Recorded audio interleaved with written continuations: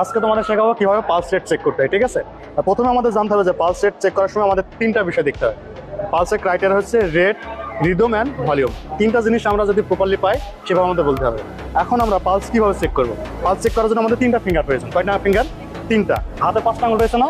5টা আঙুলের নাম, এটার নাম কি? Thumb finger.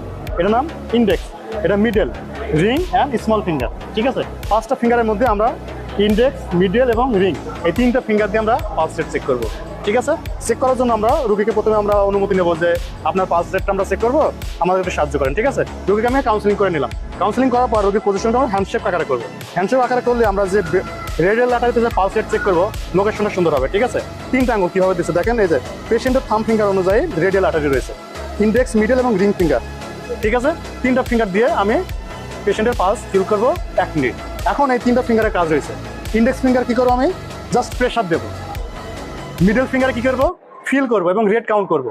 কি করবো? পালসের তিনটা ক্রাইটেরিয়া, রেট, রিদম, ভলিউম।